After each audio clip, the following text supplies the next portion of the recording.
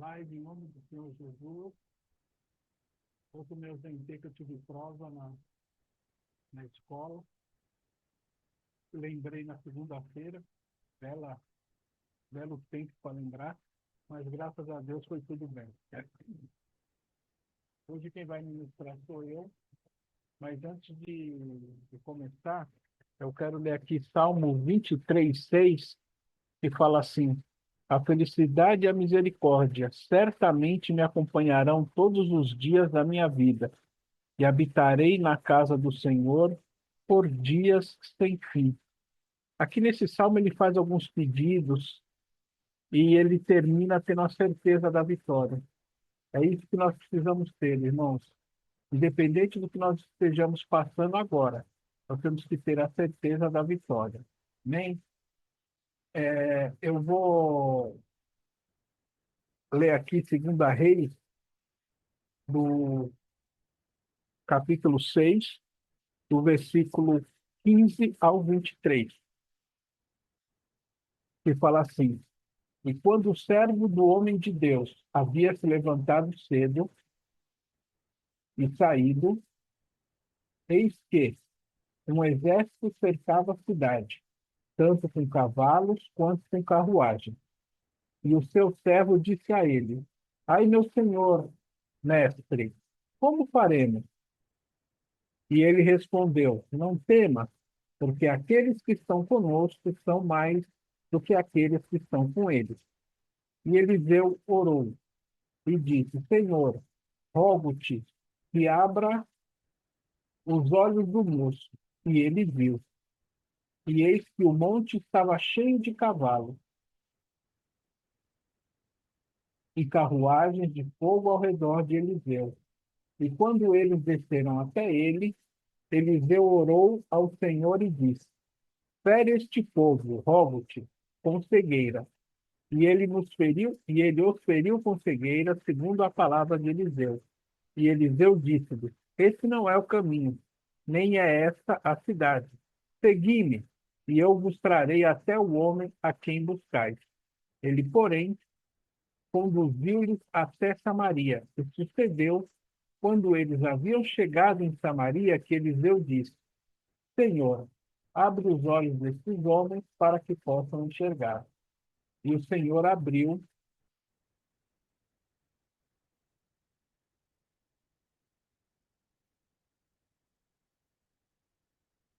e o Senhor abriu seus olhos, e eles viram. E eis que eles estavam no meio de Samaria. E o rei de Israel disse a Eliseu quando os viu: meu pai, devo feri-los? Devo feri-los? E ele respondeu: tu não os ferirás. Ferirás aqueles aos quais tomaste cativo com a tua espada e com teu arco? Põe pão e água diante deles para que possam comer e beber. Se vão para comer e beber, se, se vão para o seu mestre. E ele preparou grande provisão para eles. E quando eles haviam comido e bebido, ele os despediu e foram até o seu mestre.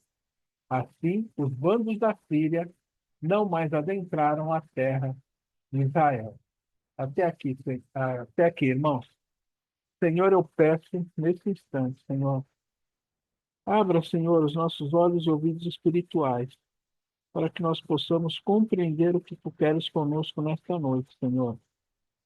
Senhor, eu te peço que o nosso coração, Senhor, seja um campo fértil para receber a tua palavra, que não seja eu, que seja o Senhor a falar.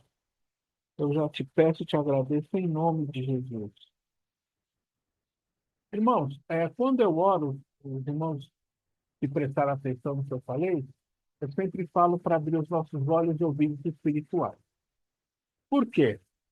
Porque se eu estou andando e eu viro o pé, a culpa não é do inimigo, mas é da subprefeitura, que deixa as calçadas horríveis. Né? Com os nossos olhos espirituais fechados, nós temos a tendência de pensar com o fígado, de nos sentir perseguidos. Mas quando esses olhos eles se abrem, nós conseguimos ter noção do que Deus é capaz.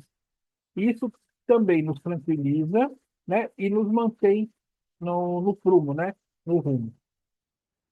Da mesma forma, quando nós abrimos os nossos ouvidos espirituais, eles ficam atentos, né? E nós somos orientados sobre o que fazer, de forma direta pelo próprio Deus, né? Existem pessoas que têm esse tipo de, eu não vou dizer ligação direta, mas que Deus fala bastante com eles, ou através de um profeta.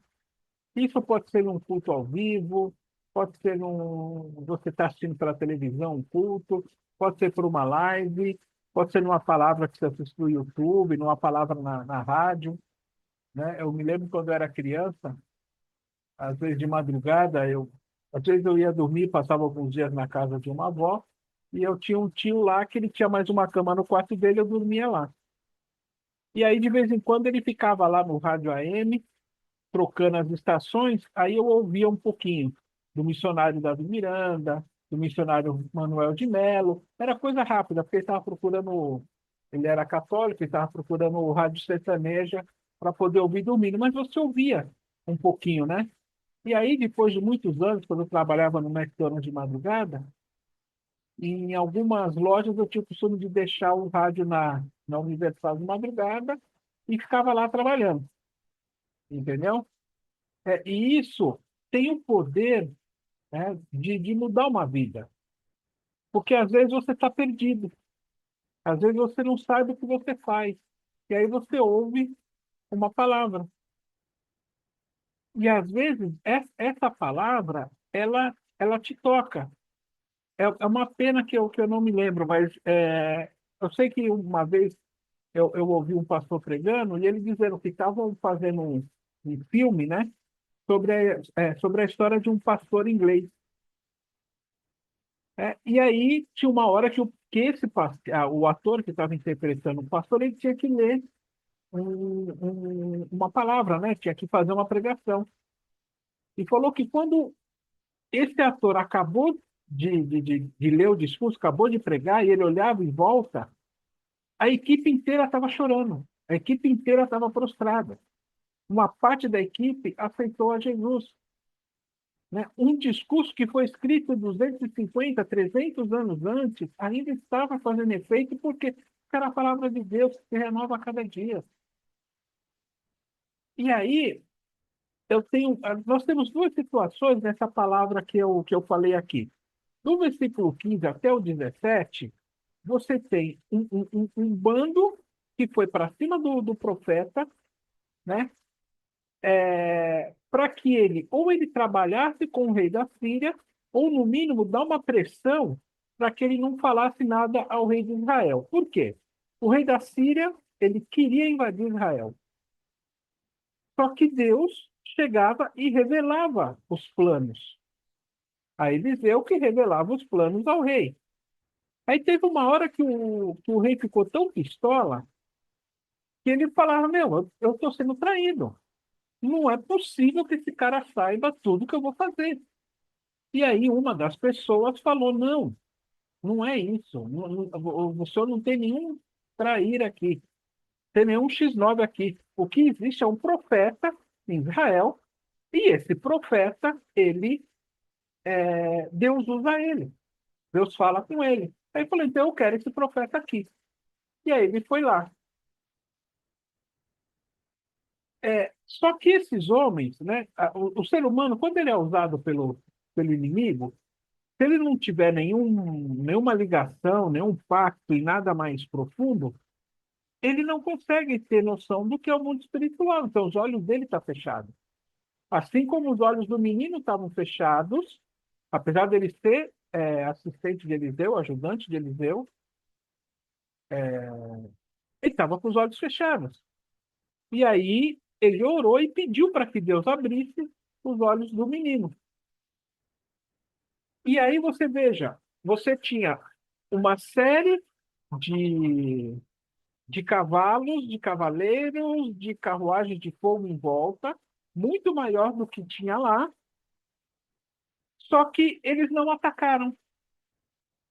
Eles ficaram lá só parados vigiando. E qual foi a atitude de Eliseu?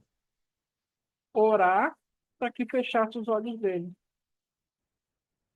porque a intenção do profeta era salvá-los e não destruí-los.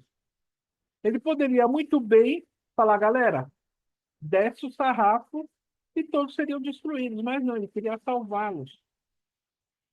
E a gente nota que quando Eliseu chega lá com a galera, o próprio rei de Israel fala assim: meu pai, devo feri-los? E pergunta duas vezes.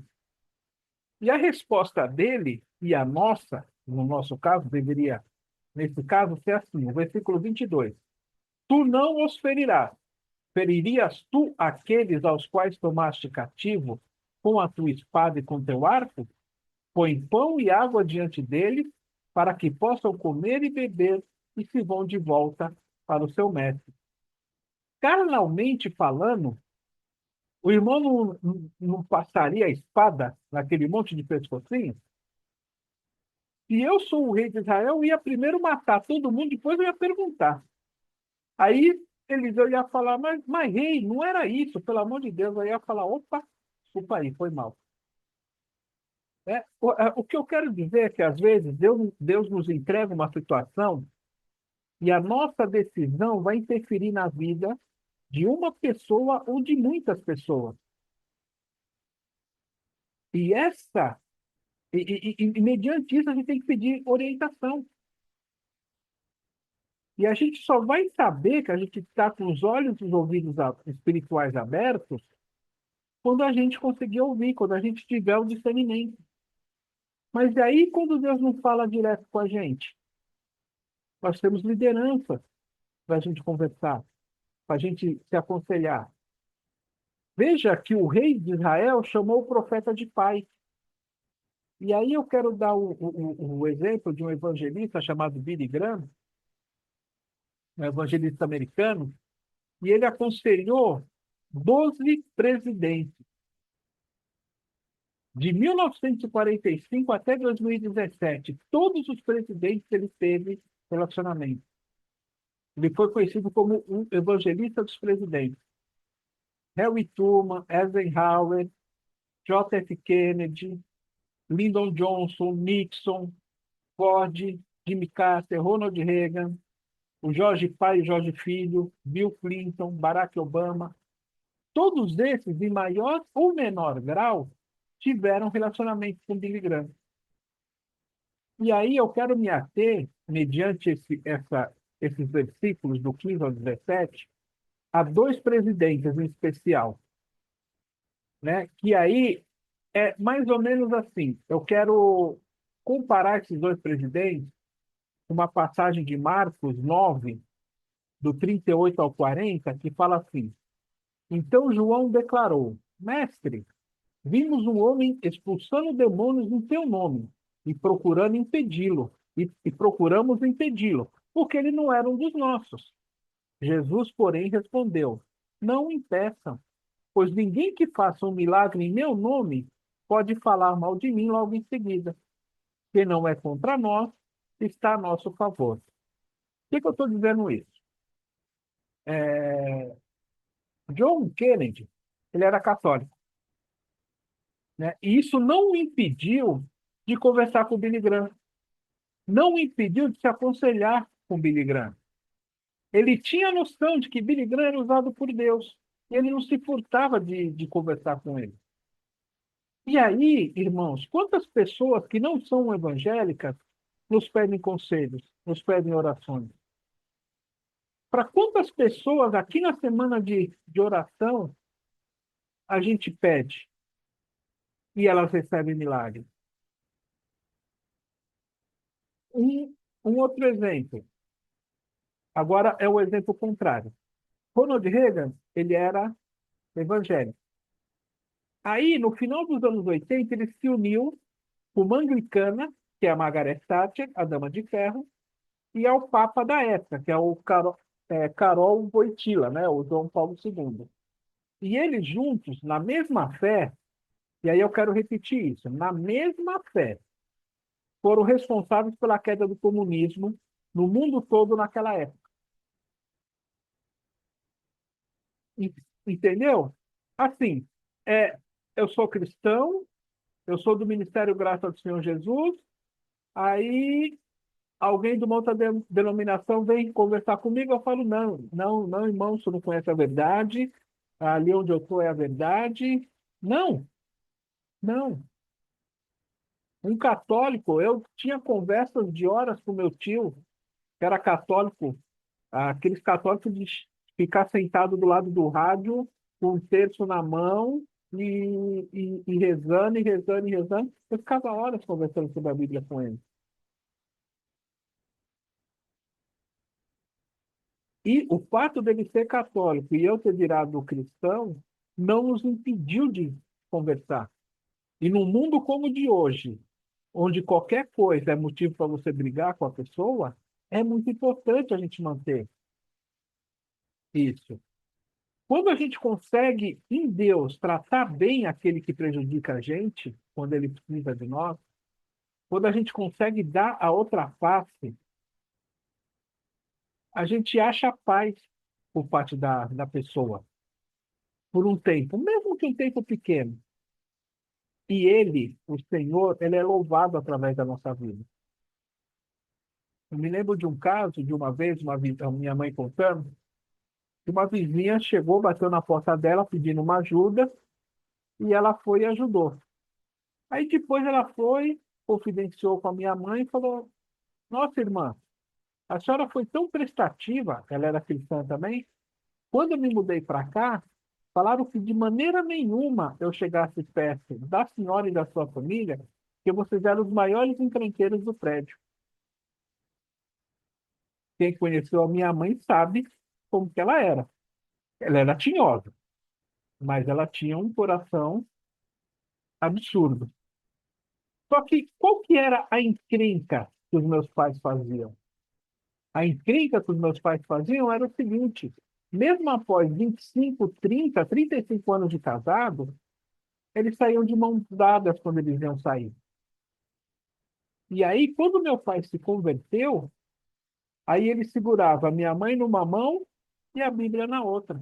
Então, essa era a encrenca. Era por isso que não queriam que ficasse perto dele. E aí, qual foi a reação da minha mãe?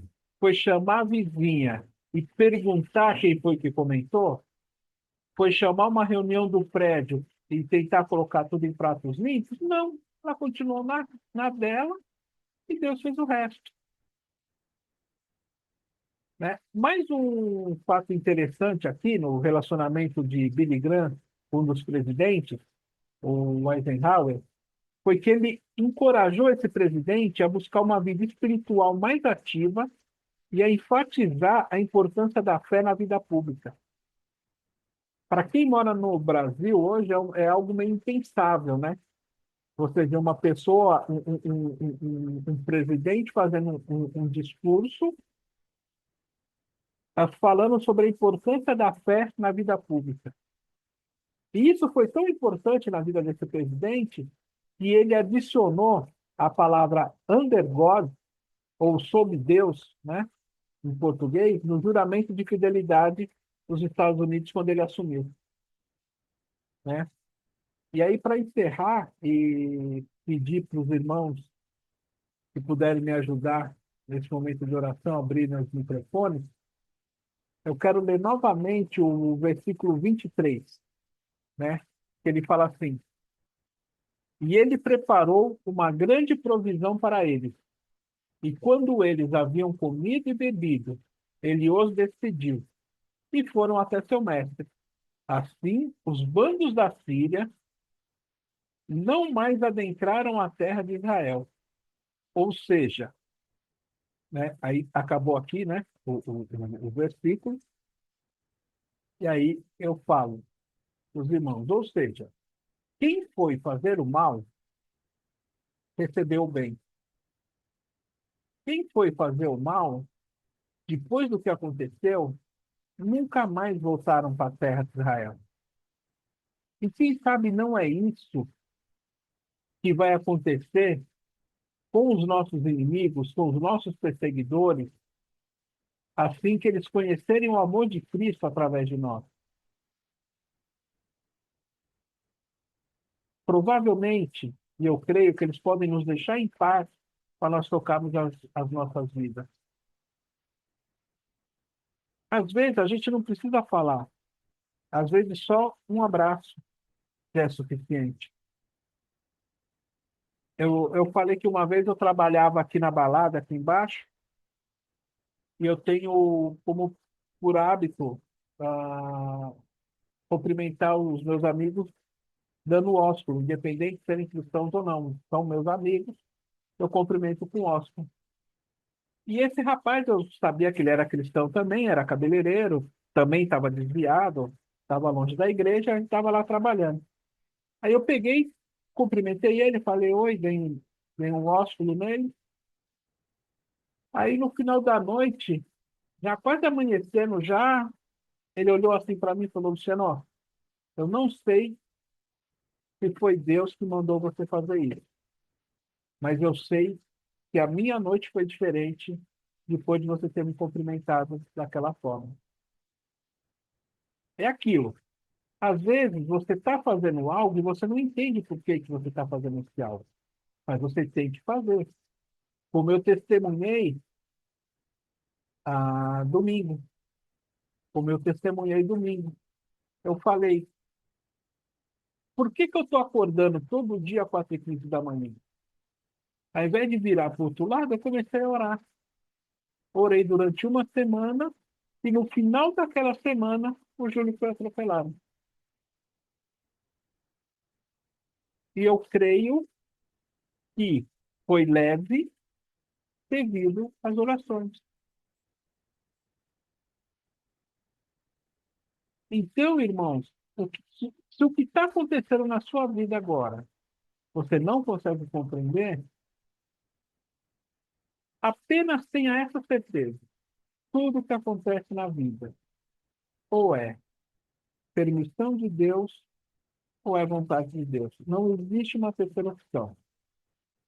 Se nós conseguirmos ter esse equilíbrio de abrir os nossos olhos, os nossos ouvidos espirituais, nós tivermos um coração sensível para Deus. Podemos sofrer? Podemos. Só que esse sofrimento que nós estamos passando agora, ele é mínimo, ele é ínfimo mediante as promessas que nós temos. Nós vamos ter a árvore da vida, que vai produzir um fruto por mês. Nós vamos comer, nós vamos estar eternamente com o Pai. É isso que nós temos que pensar. Muitas pessoas, muitas pessoas falam que a igreja, que a pobreza, ela é muito forte no mundo, porque a igreja faz com que o pobre se conforme com o que ele está passando. Não, não é isso. Nós entendemos que o que nós passamos é vontade de Deus. E nada está longe da vontade de Deus. Nada está separado do que Deus pode fazer. Nós servimos a um Deus que sabe o nome de todas as estrelas. Elas são bilhões. Nós servimos a um Deus que segura as águas dos mares com a concha da mão.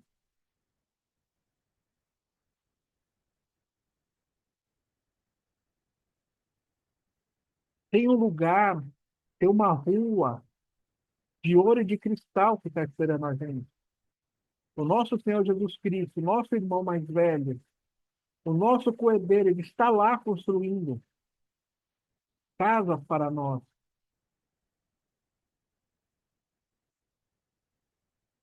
É diferente. O que nós sofremos, o que nós passamos, é para nos dar mais casca, é para nos deixar mais forte. É fácil? Não é. É tranquilo? Não é. Muitas vezes nós temos vontade de desistir porque nós somos seres humanos.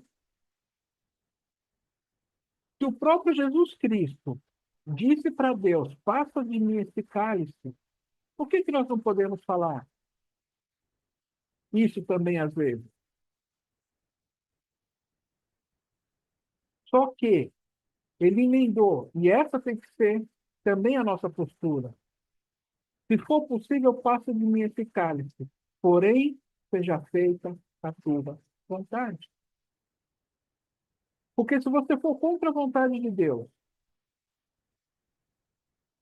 não vai adiantar nada, você vai fazer o que Deus quer. Existe um modo mais fácil, que é Deus mandar e você ir, e tem um modo mais difícil, que é Deus mandar você não ir e você ir fazer da mesma forma.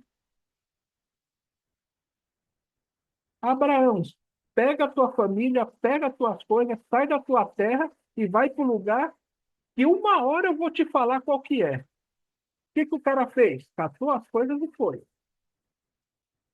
Jonas, vai para Nínive e fala contra aquela terra e daqui a 40 dias eles vão, eles, né? Daqui a 40 dias eu vou destruir. Ah, não, eu não quero que você mexa com aquilo ali. Nínive fica para um lado, eu vou para o lado oposto. Uma semana depois ele estava lá. Eu não sei quanto tempo o navio andou, né? Ele ficou mais 3 dias na barriga do grande peixe e voltou. Aí o que Deus fez quando ele ficou lá, quando ele foi cuspido pelo peixe? E Deus ainda foi bonzinho que mandou cuspir. Se fosse eu, tinha saído por outros locais. Deus não falou nada, não deu uma bronca, não deu um corretivo, só virou para ele e falou a mesma coisa: vai para Nínive e fala para aquela terra que daqui a 40 dias eu vou destruir. Você pode fazer como Abraão. Esta noite, a sua postura pode ser como a de Abraão. Deus fala com você, você levanta e vai. Ou pode ser como a de Jonas. Não vai de primeira, mas vai de qualquer jeito.